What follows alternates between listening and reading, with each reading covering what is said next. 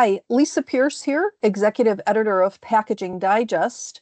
And over the last couple of months, actually, now, we've been seeing a lot of cost cutting happening at in packaging departments. And yet the competition is still as fierce as it could be. So the designers really have to be on their game. And I had a thought and thought I would talk with an expert about how these cost-cutting measures might be impacting packaging design decisions and opportunities, and what to do and what not to do about it. So I am here talking with John Gleason. He is the founder and president of A Better View Strategic Consulting. And his area in packaging design is really the business of packaging design. So I thought he would be the best person to talk about this topic with. John, thank you so much for joining us. Lisa, I'm so glad you reached out. Thanks for thinking of me, and happy to share whatever perspective and experience might be helpful for the industry. Okay, so are you seeing what we're seeing, and that is a lot of cost cutting happening as the economy tightens for a variety of reasons?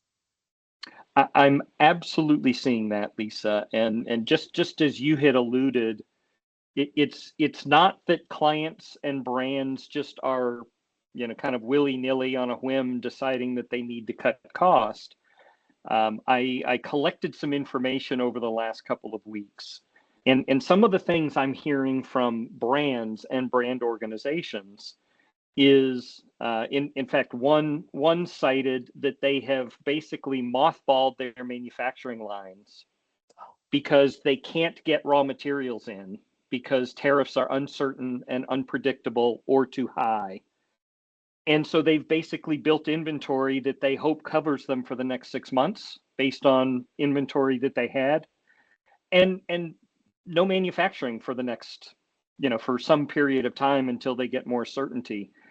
Ouch. And so how can you run a business if you can't produce product? well, that's exactly the issue. I think some of the cost cutting that you alluded to that you're starting to see in the last few weeks or months is only going to get worse until there's more certainty around supply chain costs, availability of raw materials. And almost every corporate organization I mentioned cited tariffs as one of the major drivers for that. Okay. That they can't get steel, or they can't get aluminum, or they can't get food or beverage or chemical raw ingredients. Some of it is just not available, and others it just costs too much. Okay, I was just going to ask if it was specific to any particular packaging materials. So thank you for adding that in there. Okay, so you mentioned tariffs, which are still in flux as deals are made and or not made going forward. Are there other forces causing these cost-cutting measures? Yeah, so I think some of these are domino effects. I think some of it is cost of raw materials, but then as for those companies who choose to pay for these higher supply chain costs, they feel the need to cut elsewhere. So they're cutting organizations and cutting jobs and headcount. One of the things that many of these companies are starting to do is something that I first saw in 2009 during the global financial crisis, and I saw again during the COVID pandemic, is clients are going to their agencies and their packaging converters and their manufacturers saying, hey, are you in this with us? We need you to lower your costs until the dust settles. And some are being very specific. Here are the projects we want done, and we can only afford to do it for X. And others are being kind of a bit more across the board. Hey, we need everybody to lower costs by 10% or 20% or 30%. And some are even asking, are you in this with us? So, it doesn't really sound like a good partnership behavior to unilaterally go to your suppliers and say, hey, cut your costs by 30%. Are you in this with us? Yeah. And the reason I bring up 2009 and 2020 is in 2009, a lot of suppliers, printers, converters, and design firms wanted to be good partners, and they said, yes, we'll lower our costs. But when the economic strife went away, those suppliers tried to get their pricing back up, and the clients had amnesia. Oh, I don't Mm. know what you're talking about. And so, no, this is the new price. And so I've got a tactic when we get to that suppliers, agencies, converters, printers might want to think about doing if they have a client that's asking them to lean in like that. Okay, let's get into that in just a second, but just a comment here is you are right. That is not really good partnership activity, but I do understand where it may be necessary. You know, COVID was well, not completely different. It's still a lot of pressure as we saw in 2009, as you had already mentioned. But it just seems like, and I know you mentioned could be across the board, could be very specific. I can see when you've got a very tight partnership with a supplier that's a co-developer. But as you say, it's kind of hard to have that be standard operating procedure moving forward. What else, what advice do you have for those partners then? So the first thing I would ask or encourage partners and even the corporate brand side of the relationship to really think about is first, what problem are we trying to solve, for whom, and for what outcome? So clients are trying to solve a consumer challenge to make sure their products are still available on shelf, and they're trying to meet I'll call it a somewhat selfish need of profitability, volume, revenue, the business continuity. Mhm. But when a client reaches out to an external partner and says, "Hey, can you lean in?" They're often not thinking about the viability of that partner. They're often thinking about themselves. And Sure. so I say this in some jest, and some of your listeners might get a chuckle as well. It's not a conversation with John Gleason if he's not mentioning the notion of rewards drive behavior. So my I would encourage particularly the supplier side of the industry, design firms, printers, converters, to really poke at what's driving the client to ask this. What problem are they trying to solve? How can we lean in? How far are we willing to lean in? And Because for how some of long? well, and that's the thing that we don't know. Right. In 2009, in 2020, and here again today, we don't know how long. Yeah, but on the supplier side, they could say, for the next 3 months, and then review in 3 months, and then another 3 months. I mean, just to have it completely open-ended doesn't Exactly. sound like it would be, yeah, okay. And that's exactly part of the advice I would give is be very specific about how far you're willing to lean in and what are the circumstances. And one of the tools or tactics that I suggest is, and I did this in a few webinars in 2020 and 2021, is if you are choosing to lean in, be very specific about what you're leaning into, a 10% reduction or things. I don't recommend agreeing to a new price, but instead on all of your proposals, on all of your SOWs, statements of work, and all of your invoices, cite something, a leaning in discount or tariff relief discount, so that when the circumstance changes, you simply take that discount off the table. Good So advice. so I like it. build everything around your normal price, and then put the discount in, or temporary discount good through X. So to your suggestion, Lisa, if it's 3 months or a month or just this project, because the problem that most agencies and suppliers had in 2009 is they just agreed to a new price, and they could never get that price up after the global economies got healthier. But part of it is really lean in and talk about, hey, if we really are a partner, what does partnership look like?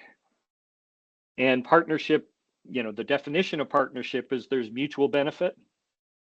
I often see a lot of clients, especially procurement, when they're doing those one-sided RFPs. They like throwing the partner word around, but they really don't do anything that in a behavior sense that echoes what a partner really is. And so part of this is, I think clients are smart to stick with their existing supply base, especially in times of uncertainty, because you don't want to spend extra time and energy training somebody new on the brand and the business and the do's and don'ts. But if you need Makes sense. That's good advice, John. A lot of clients sometimes go to a new partner because they want a fresh set of ideas, which again is okay, but know what you're signing up for. If you're choosing to do that, you're signing up for a partner that doesn't know the consumer, the market, the drivers, the competition. And you may end up spinning your wheels on something, especially if you're focused on cost management at this point, as opposed to innovation. And so it's also smart for agencies, especially when clients are pulling back, to try to maintain as much existing business with incumbent suppliers or some incumbent clients as you can, just to stabilize your own business for your teams and for the ability to go deliver what it is you do best. Okay. Again, good advice, John. Thank you for that. And I can also see that sticking with a known supplier, a known entity, will also be the most time efficient. And time is money. So if money is something that's like absolutely critical, you've got to also be looking at time. That's there's an interesting dynamic with what you just said, Lisa. Is clients often don't think about the time value of their money, because they're a fixed cost inside of their infrastructure for salaries and benefits and things. And so clients don't think about the extra cost to themselves in trying to train a new partner, to do a new thing, to play in a new space. And so they think about the agency or the printer or the converter. Do we have time to go try something new and different? And I saw this in all three of those timeframes that we mentioned, in 2009, 2020, and again today. Well, it's unknown today, but in 2020, I did a survey of about 150 of my client side contacts, and about 90% of them intended to stick with their current agency because of all the other uncertainty that was happening in the world. Shutdowns. We've never shut anything down and sent people home to work before. I don't know what that means. Right. And I fear that some clients are going to be looking for new and different things, and therefore want to bring in a new set of eyes and a new perspective when there's so much other uncertainty happening. It might be smarter, as you suggest, to stick with the known of existing partners, and maybe you consolidate your business to fewer partners, but you're probably better off with people who already know your consumer, your market, and your competition. And I wonder if one of the ways that partners can lean in is to look at a process and see if there is something they can do to shave off some time. Again, knowing that once they do that, that's going to be the new process going forward forever. Right. But, maybe there is some efficiency work there that the time could equal money at this point. And, that's always a good thing, is to review processes for efficiency. So I do want to ask, we've talked a little bit about, both sides, the client side and the brand side. If we could focus a little bit more on the brand side now, knowing the current climate, what can packaging designers do to still innovate in this time of cost cutting? And then once you tell me that, I'm going to come back and say what should they not do, because that's usually equally important. So I think the thing to think about, and again, it's why has the client hired you to perform certain activities? And if they're naturally cost cutting, then the agency and partners should be leaning in to try to help them identify efficiencies. So for one, it could be a great time to recommend that thing you've been recommending to the client for the last 3 years that they do to streamline, to cut, to simplify. And so they may be looking for something that isn't overly innovative, isn't overly dramatic in terms of the changes they recommend to the brand, but it could be a good time because some clients are going to be desperate to both grow their business and manage cost. The other thing that I suggest that designers think about is to suspend the idea of dramatic disruptive innovation, because unless the client has enough money and enough time, they're likely not to be playing in that space. That their priority is about hitting their forecast numbers this quarter, next quarter, and so as much as that has been a pattern for the last 6 or 8 or 10 years, now's not a time to try to break out of that pattern and convince your client to do something else. The other Although, thing John, I if I could, yeah, I'm a proponent of being bold. And yep, the idea is that if your competitors are in cost-cutting mode and slowing down their innovation, you might be able to leapfrog over them if you push yours through, if you're the only yep. one pushing through. But and I'll just leave that as a just a thought. No, I it's a fantastic suggestion, Lisa, to take advantage of the fact that you know that most of your competition are going to be cutting. Right. And I think part of the challenge is that the easiest and fastest and often biggest ways that clients cut their budgets is media spending, advertising, digital. So if what you're suggesting from a design perspective is going to require some training or some sort of communication to inform the consumer about this new thing, it Mhm. may not be something that works. But if it's a Right. natural fit that can sell itself, a new pack design that will grab somebody's attention when they're walking through the store, those things, could be easy, low hanging fruit. Sure. A Um, dispensing closure maybe that right. helps in a way. Yep. And then the last thing that I'll offer is to the people providing the design, whether you're an in-house designer inside a corporation or you're an agency or an independent designer, um, resist the temptation to provide the full suite of services for a discounted price.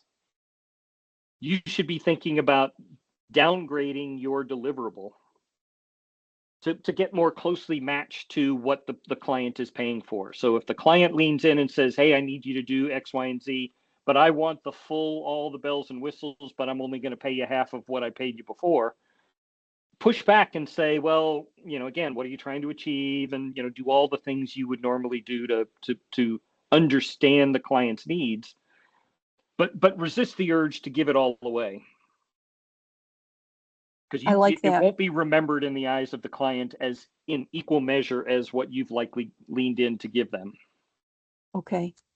John, I have one, I think, last question for you, and that is there any way from a package design development point of view that technology can help during this, let's say, painful era?